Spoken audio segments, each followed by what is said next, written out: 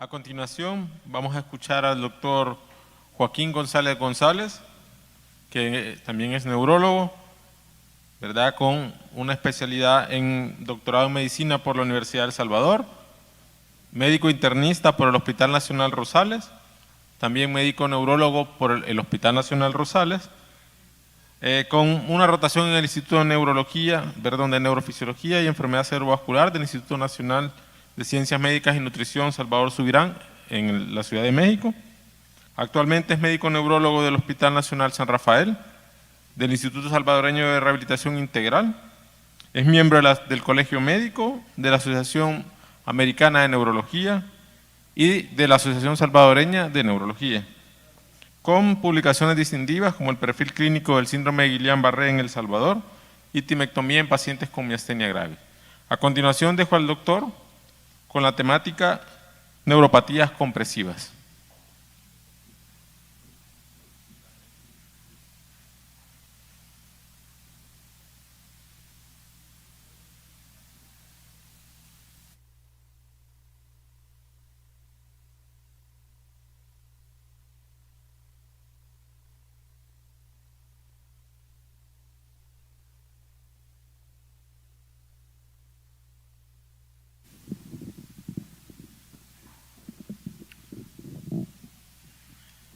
Buenos días y gracias por la invitación al Congreso. Durante la práctica clínica, tanto el médico general como el médico internista y el neurólogo vemos ese tipo de patología. Es parte del espectro de las neuropatías periféricas. Ustedes sabrán, dentro de la clasificación de las neuropatías existen las mononeuropatías, las polineuropatías. Pero en el caso de las neuropatías compresivas va dentro de las mononeuropatías, pero focales segmentarias. Y estas básicamente se dan por un efecto compresivo a nivel directo del nervio y en base a eso van a producir síntomas. Algo bien importante es reconocer que los fenómenos de atrapamiento y compresión nerviosa producen patologías denominadas mononeuropatías y consisten en la afectación aislada de un nervio periférico debido a fuerzas mecánicas que actúan en forma prolongada sobre el mismo. La mononeuropatía por atrapamiento ocurre en puntos donde el nervio atraviesa estructuras anatómicas con las características de que estas estructuras son estrechas y son más susceptibles a la compresión. Por ejemplo, los canales osteofibrosos. Algo bien importante es reconocer que esto puede afectar la función y la estructura del nervio debido a la compresión, ya sea por el paso por un hueso, músculos largos, estructura de tejido fibroso. Algo bien importante es reconocer en las neuropatías compresivas es el efecto que estos van a producir, porque van a producir discapacidad en muchos pacientes. Y esto va a depender del estado de instalación de la neuropatía. Algo bien importante dentro de la evolución de las neuropatías, podemos tener agudas si duran menos de 4 semanas y crónicas si duran más de 8 semanas. Pero hay neuropatías por atrapamientos que pueden estar de forma intermitente, o sea, algún movimiento especial que tenga el paciente, alguna actividad que el paciente realice y eso causa los síntomas. El síntoma principal por el cual el paciente les va a consultar la mayoría de veces va a ser dolor, va a ser alteraciones sensitivas, por ejemplo, disestesia, adormecimiento. ¿Qué otra condición? Calambres, sensación de entumecimiento a nivel de la extremidad afectada. Algo bien importante que las neuropatías por atrapamiento corresponden al 5% de las neuropatías a nivel de la población en general y van a ser más frecuentes a medida que vayamos avanzando en edad, ya sea por actividades, por ejemplo, actividades físicas, actividades de repetición de manufactura, actividades deportivas. También van a haber otras condiciones que nos van a dar, por ejemplo, algunos estados clínicos del paciente, por ejemplo, el embarazo. Nos pueden dar compresiones, la utilización de anticonceptivos orales. ¿Por qué? Porque muchas veces los anticonceptivos retienen líquidos Otra situación, incrementan de peso, porque la obesidad también se ha asociado como un factor de riesgo para las neuropatías compresivas. También por los fenómenos procoagulantes. Vamos a tener también otras causas que ya vamos a mencionar. También incluimos la fibrosis, las cicatrices, cicatrices después de una cirugía. Por lo general, un paciente que ha sido operado, posteriormente a la cirugía se queja de disestesias o dolores o sensaciones de adormecimiento. Condiciones, por ejemplo, que el paciente ha tenido una fractura del húmero, del antebrazo, una fractura de coles, posteriormente a eso puede suscitar estas alteraciones. Lesiones inflamatorias debido a traumatismos, enfermedades de tejido conectivo también, neoplasias, en este caso estamos hablando de gangliomas, neurinomas, y también edema por inflamación o edemas por infiltración hormonal. Dentro de los síntomas vamos a tener síntomas sensitivos que son los más preponderantes, que ya mencioné anteriormente, como el dolor, parestesias, hipoestesias, incluso anestesia. Vamos a tener también síntomas motores como paresia, vamos a tener atrofia, si ya el problema ya es crónico, puede haber atrofia a nivel muscular. Podemos tener disminución de los reflejos también, con hiporreflexia o arreflexia. Y podemos tener también otras alteraciones como calambres, fasciculaciones también se pueden presentar. Las fasciculaciones, el paciente lo refiere como sensaciones como que las carnes le tiemblan. Por lo general el paciente así lo define. Dentro de la fisiopatología de las neuropatías compresivas, cuando estas son leves o moderadas, el efecto compresivo directo al nervio va a condicionar a una conducción anómala o a un bloqueo temporal del nervio.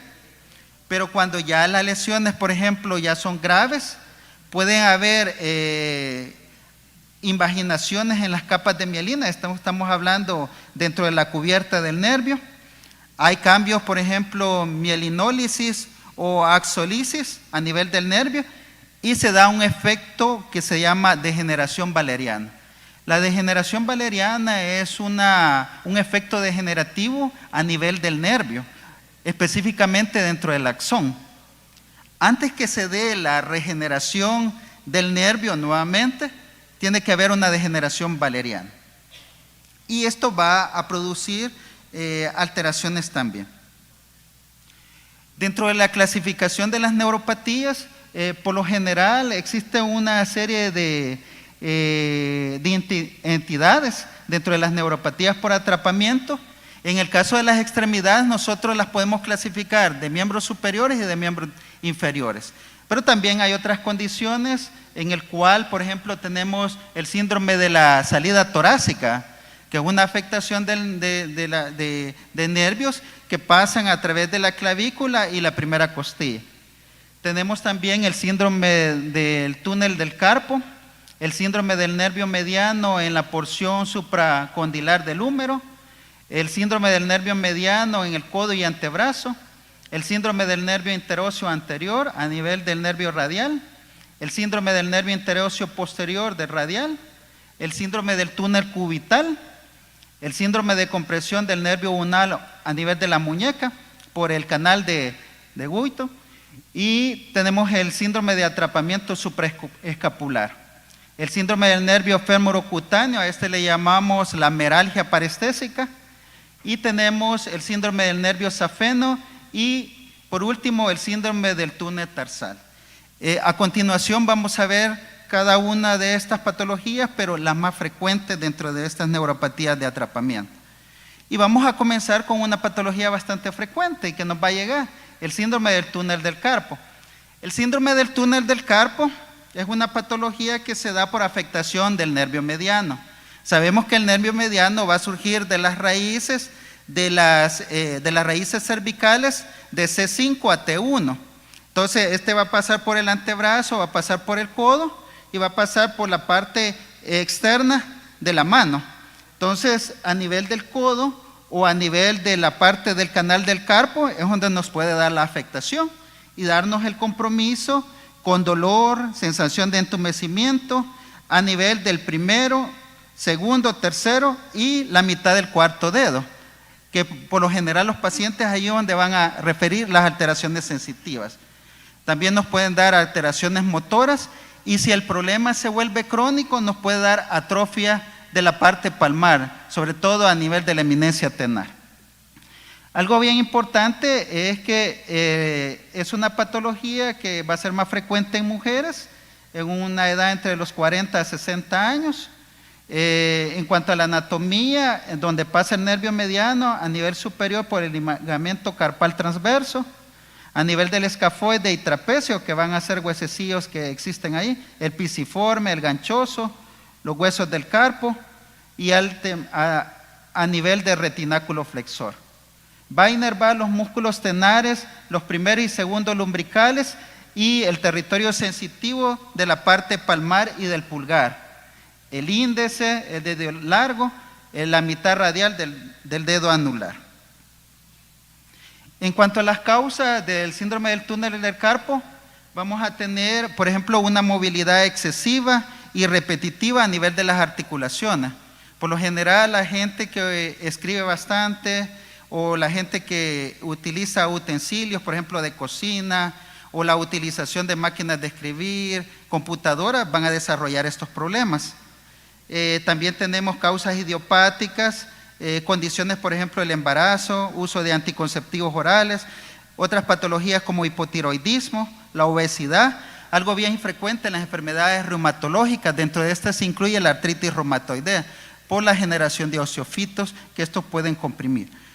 Fractura de coles, a nivel del escafoide, tumores, quistes, lipomas, a nivel también de la hiperuricemia en el caso de la gota.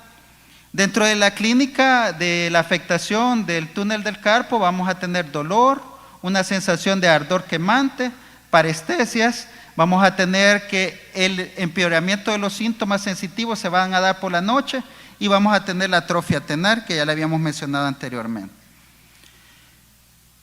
Dentro de algo bien importante va a ser el dolor y la sensación de entumecimiento. Aquí tenemos un ejemplo a través de una resonancia magnética en el cual encontramos un aplanamiento y un aumento de la señal del nervio mediano compatible con el síndrome del túnel del carpo. Aunque en estas patologías nosotros utilizamos más estudios neurofisiológicos, principalmente la neuroconducción, específicamente la velocidad de conducción nerviosa segmentaria para medir la afectación del nervio. Algo bien importante que dentro de la exploración física hay que resaltar algunos signos, por ejemplo el signo de Tinel, el cual se hace una percusión discreta sobre el nervio mediano por debajo del límite inferior de la muñeca, lo cual va a producir disestesia. O el signo de Fallen, que consiste en una flexión completa de 30 a 60 segundos de la muñeca y va a evocar dolor o disestesias. Dentro del estudio neurofisiológico vamos a encontrar alteraciones, por ejemplo, de latencias sensoriales prolongadas, porque las respuestas sensitivas son las que se van a encontrar inicialmente afectadas. Luego, si esto evoluciona, puede llegar a una afectación motora. Podemos encontrar disminución de las amplitudes y frecuentemente estas pueden llegar a un momento de estar ausentes. En cuanto a las latencias motoras, pueden ser prolongadas, pero no es un indicador específico como la alteración en la parte de la sensibilidad. La sensibilidad es la más afectada en estos estudios. En cuanto al tratamiento de estos pacientes, inicialmente pueden utilizar analgésicos no esteroideos, pueden utilizar medidas, por ejemplo, la fisioterapia, el reposo. Y cuando se da el fallo de esto, hay que medir las indicaciones quirúrgicas. Por ejemplo, fallo a nivel de la terapéutica médica, cuando los estudios neurofisiológicos son anormales, cuando hay una pérdida de la sensibilidad y atrofia de la extremidad, ahí ya hay que valorar un tratamiento quirúrgico. O sea que el tratamiento quirúrgico básicamente no es de entrada, sino que tiene condiciones para uno mandar ya sea al cirujano, al neurocirujano, al cirujano plástico para hacer una corrección y hacer la cirugía para liberar este nervio. Otra de las neuropatías compresivas frecuentes, vamos a tener el síndrome del túnel cubital. Esta es la segunda neuropatía en frecuencia de extremidades superiores. Vamos a ver que el nervio cubital se va a originar de las raíces cervicales C8 y T1 y va a pasar a nivel del antebrazo, de la parte del codo y en la parte interna del antebrazo, llegando a la mano. Va a tener la inervación sensitiva del quinto y la mitad del cuarto dedo. ¿En quiénes se va a presentar más frecuentemente esta patología? Cuando se da la afectación a nivel de la muñeca, a nivel del canal de Guyon. El canal de Guyon es como el equivalente donde pasa el nervio mediano, pero del otro lado. El nervio mediano pasa de la parte externa, pero el nervio cubital pasa de la parte interna. Entonces, en esta parte hay aponeurosis y otras estructuras que pueden comprimir el nervio. Eso se llama canal de Guyon. Entonces, a nivel de la muñeca es donde se verifica el atrapamiento. El otro atrapamiento se verifica a nivel del codo, sobre todo en gente, por ejemplo, en los tenistas, que están con movimientos repetitivos, o pacientes, por ejemplo, que tienen traumatismos a nivel del codo, pueden originar este tipo de patología.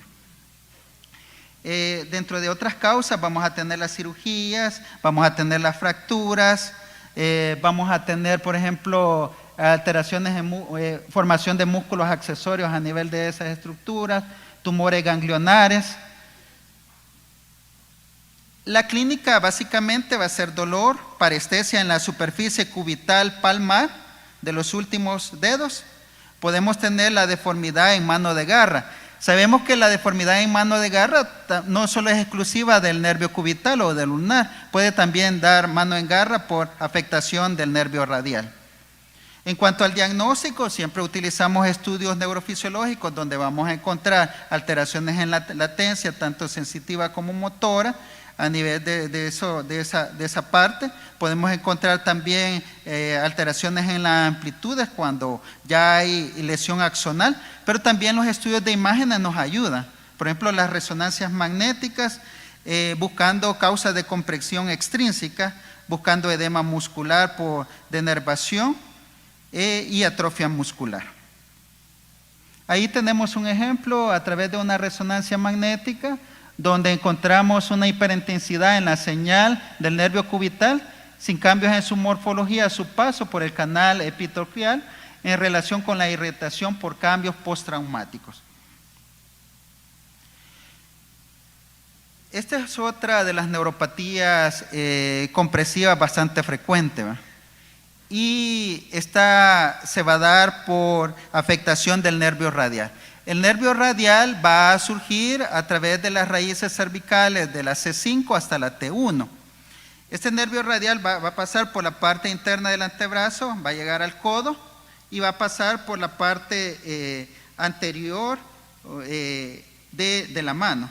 Entonces, la afectación del nervio radial por lo general nos va a dar mano caída. Y esto va a ser bastante frecuente en gente que ha andado alcoholizada y de repente se quedan dormidos sobre la extremidad. El día siguiente amanecen que no pueden mover la mano, con la mano caída, alteraciones sensitivas que puede denotar parestesias o pueden notar dolor a nivel de la extremidad.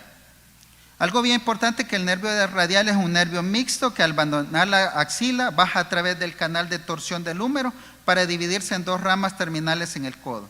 Por esta razón su compresión en el brazo es vulnerable de manera muy cercana al sitio donde está la continuidad con el hueso y su curso en espiral.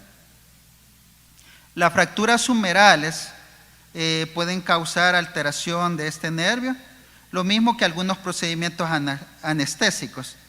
Ya mencionamos la parálisis que se da en pacientes alcohólicos por quedarse dormidos sobre su extremidad y van a producir lo que se llama mano caída y un dolor mal definido en la región radial de la mano con un pronóstico favorable porque este es recuperable. Cuando el nervio es comprimido a nivel del codo, a nivel del túnel radial, entre la cabeza superficial y profunda del músculo supinador, el paciente experimenta dolor profundo en el antebrazo y en los dedos, con un déficit sensorial puro, y este va a ocurrir en una fractura de radio distal o una arcada fibrosa que constriñe el nervio. Eso es neuropatías por atrapamiento en miembros superiores. Hoy vamos por las neuropatías por atrapamiento en miembros inferiores. Ahí quizás la clásica va a ser la compresión del nervio ciático. El nervio ciático en su tercio distal del muslo se divide en rama tibial y peronea. Algo bien importante que el nervio ciático se va a originar de las raíces L4 hasta S3. Y este va a ser más afectado por hernias discales la mayoría de veces. La característica de la lumbociática o de la neuropatía por atrapamiento por ciático, el paciente va a referir dolor lumbar, va a referir dolor a nivel de la emergencia del ciático en la nalga, ahí donde va a describir el dolor. Y de hecho, si nosotros compresionamos ese lugar de la emergencia, vamos a verificar dolor. El dolor se va a irradiar a la parte posterior de la pierna y a la parte lateral de la pierna. Incluso puede llegar hasta los dedos de los pies. Incluso cuando hacemos la flexión del pulgar, el paciente va a sentir como una sensación de calambre. Existe lo que se llama la maniobra de la Selle, en el cual nosotros hacemos la elevación de la pierna afectada, más o menos en 30 grados, ya el paciente ya comienza a tener alteraciones sensitivas, que pueden ser parestesia, pueden ser calambre, puede ser una sensación de corrientazo, incluso dolor. Un dolor que puede molestar bastante al paciente. Incluso el paciente va a describir dolor al caminar, al deambular. Con el apoyo y el desplazamiento que hace, puede originar dolor. Incluso estas sensaciones pueden ser sensaciones de ardor, pueden ser sensaciones de quemazón, puede haber un debilitamiento de la pierna con sensación de entumecimiento, que en algún momento puede evitar la deambulación del paciente. Ya el paciente tener dificultad para poder caminar.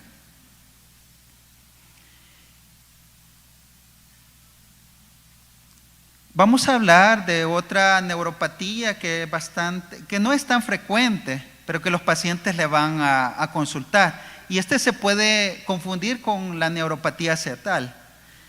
Aquí tenemos el síndrome de atrapamiento del nervio femorocutáneo del muslo, que se conoce como meralgia parestésica.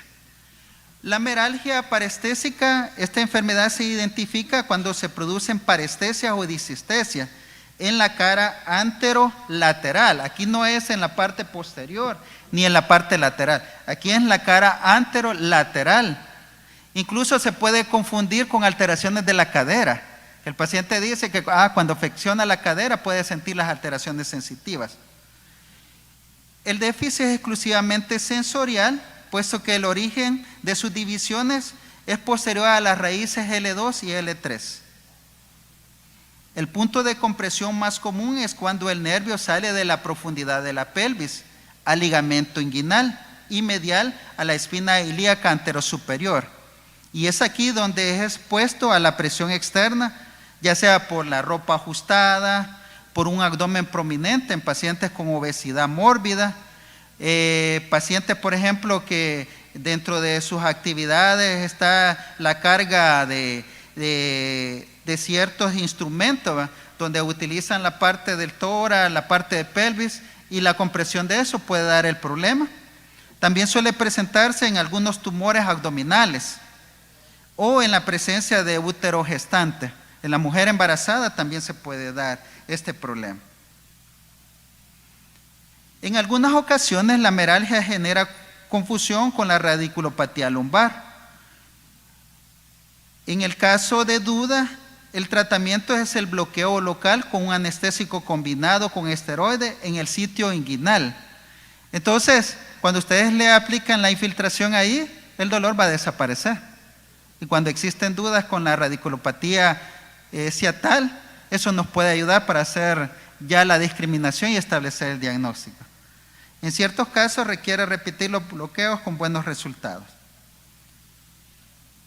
Dentro de otras neuropatías por atrapamiento vamos a tener la neuropatía del tibial. El nervio tibial, estos van a transcurrir o van a tener el trayecto de recorrido a nivel posterior de la rodilla.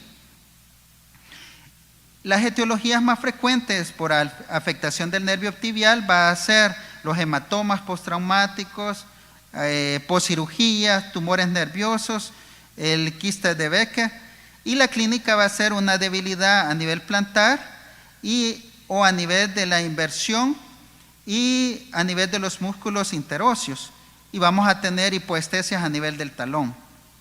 En cuanto al diagnóstico, podemos utilizar estudios neurofisiológicos como velocidad de conducción, electromiografía y la resonancia magnética para encontrar alteraciones en la señal de los músculos, sobre todo en gastrocnemio y a nivel popliteo. Otra neuropatía por atrapamiento bastante común va a ser la afectación del peroneo común, que rodea el cuello del peroné bajo el músculo peroneo largo, entrando al túnel del peroneo donde se subdivide. Este va a tener una subdivisión a nivel del peroneo superficial y a nivel del peroneo profundo. La etiología de esto, vamos a tener una inmovilización prolongada, sobre todo cuando se dan fracturas.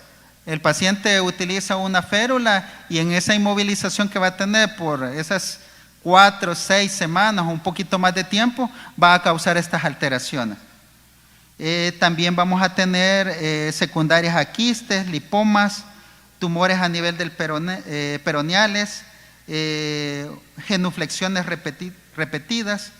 Dentro de la clínica vamos a tener una debilidad en la extensión y dorsiflexión y la eversión del pie. Podemos tener debilidad en el dorso del pie, en la cara lateral de la pierna, y dolor y signo de Tinel en el borde lateral del cuello del peroneo, de la fíbula. Algo bien característico, que estos pacientes que tienen afectación del peroneo van a tener pie caído. Y es una de las características especiales. No van a poder hacer la dorsiflexión. En cuanto al diagnóstico, podemos hacerlo a través de estudios neurofisiológicos y neuroimagen, observando un aumento en la intensidad de la señal del nervio, verificando lesiones ocupantes de espacio, edema, atrofia muscular. Y por último, a nivel de miembros inferiores, tenemos otra neuropatía por atrapamiento que se da a nivel del túnel del tarso. Esto se da por compresión a nivel del nervio tibial posterior en el espacio fibroóseo, desde la superficie posteromedial del tobillo a la superficie plantar.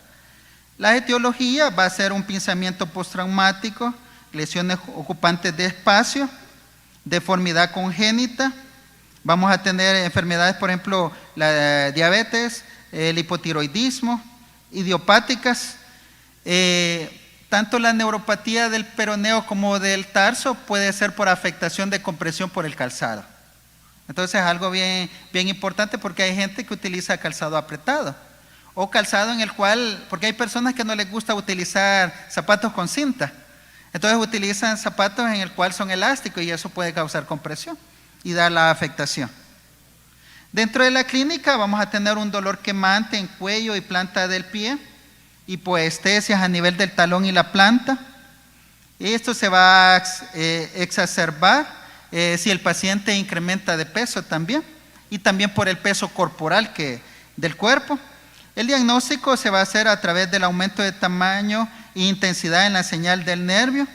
Esto a través de estudios de resonancia, pero también a través de estudios neurofisiológicos, a través de la velocidad de conducción y la electromiografía.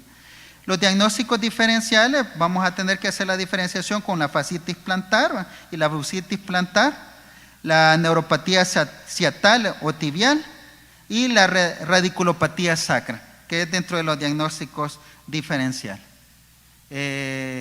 Algo bien importante dentro del tratamiento de estos pacientes es que los vamos a manejar como el síntoma principal va a ser dolor.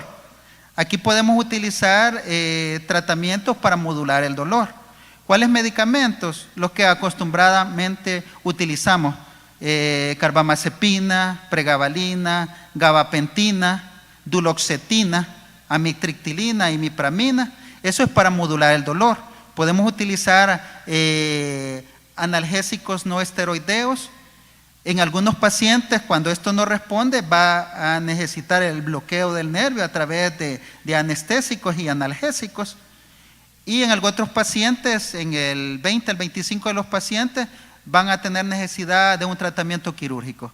Pero esto va a depender también de la causa, porque si es un tumor que está comprimiendo, si es una causa médica, por ejemplo, la utilización de anticonceptivos o el embarazo, van a ser causas que son reversibles, pues suspendemos anticonceptivos o la mujer termina el embarazo y el paciente va a resolver los síntomas. Entonces, no todos van a requerir las mismas condiciones, va a haber que individualizar. Yo les traía esto, traté de resumir porque es un tema bastante amplio, solo del síndrome del túnel del carpo se puede tener una charla, pero tratamos de dar los aspectos más importantes de esta neuropatía. Muchas gracias.